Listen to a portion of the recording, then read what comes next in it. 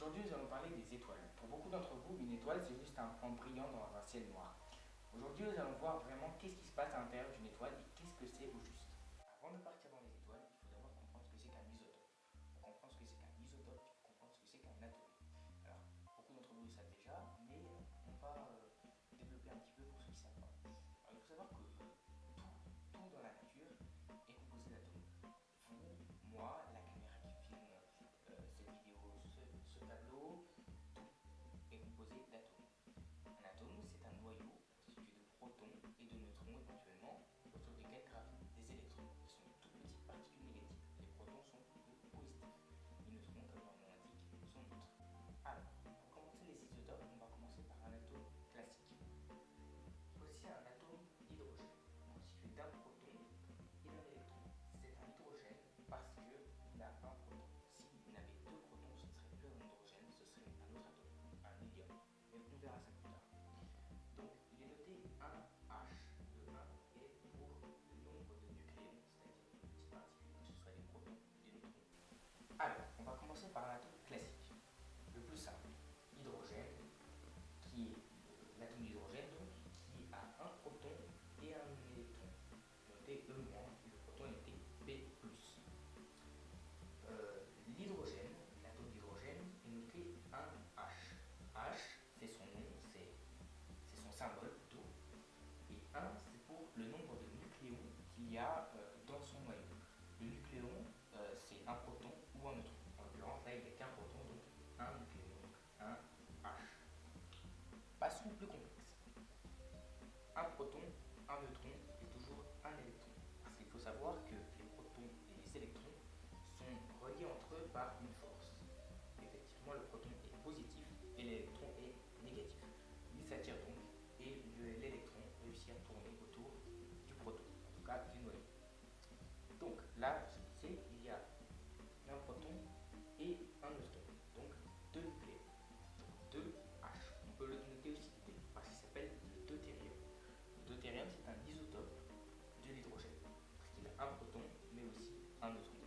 Passons à présent au tritium, noté T ou 3H. Ça, 3H maintenant, vous commencez à deviner. 3 nucléons, H, c'est toujours un hydrogène. Donc il y a toujours un proton, mais cette fois il y a deux neutrons.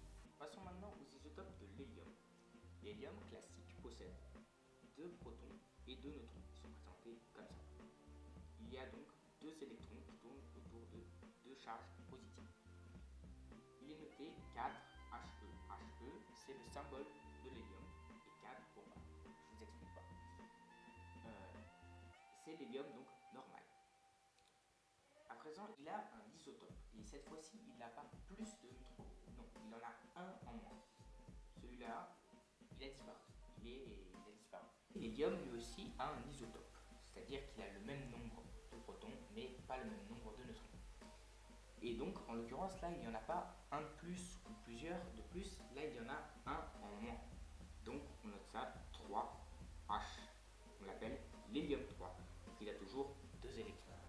Avant d'entrer dans le vif du sujet, il faut d'abord comprendre ce qu'il y a à l'intérieur de ces protons et de ces neutrons. Il y a des quarks. Des quarks, il y en a 6 types. Up, down, charm, strange, top et bottom. Deux d'entre eux, les up et les down, forment les protons et les neutrons. Un proton est constitué de deux quarks up et un quark down, et un neutron, deux quarks down et un quark up. On va maintenant tenter de comprendre pourquoi le proton est positif et le neutron est neutre. Toutes les particules comme les protons et les neutrons, donc les particules non élémentaires, c'est-à-dire composées par d'autres particules, possèdent une charge électrique. Donc en général, c'est 1, 0 ou moins 1. C'est un nombre entier. En revanche, les particules comme les quarks, elles peuvent avoir une particule fractionnaire, c'est-à-dire une fraction.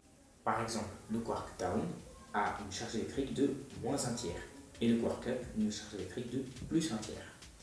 Si on fait les comptes, dans un proton, il y a deux quarks up et un quark down, ce qui nous fait 2 fois 2 tiers, 2 tiers plus 2 tiers, 4 tiers, moins 1 tiers, ça fait 3 tiers, égal à 1. Donc, le proton restant énorme, il a une charge positive.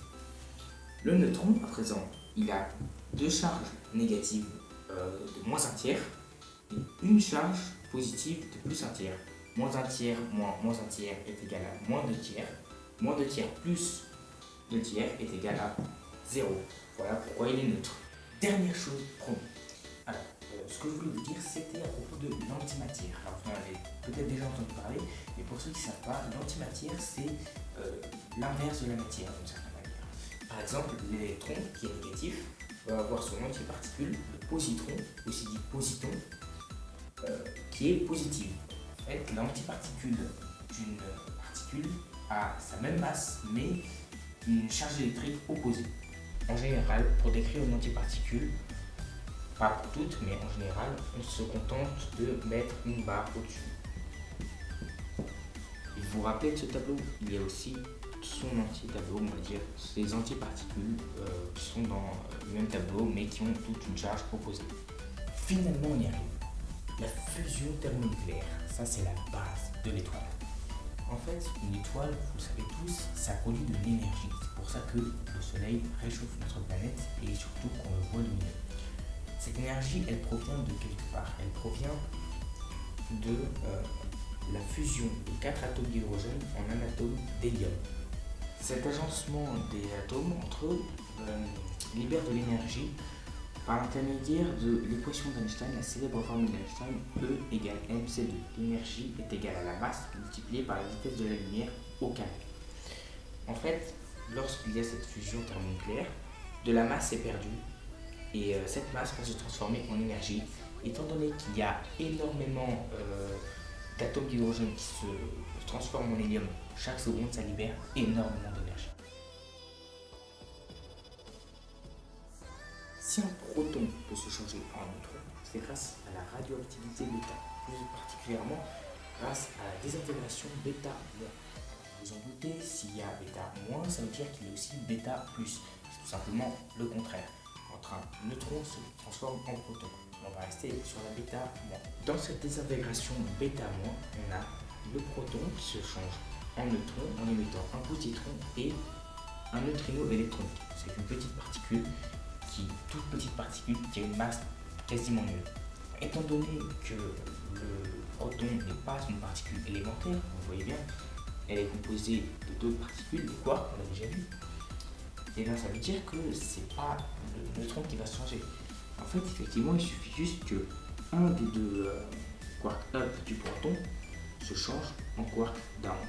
Et c'est exactement ce qui va se passer dans cette équation. Quark up va se changer en quark down plus en particule W+. C'est une particule qui intervient dans l'interaction faible, c'est-à-dire la radioactivité. Et donc vous me direz, on a donc techniquement P+ est égal à N0 plus W+.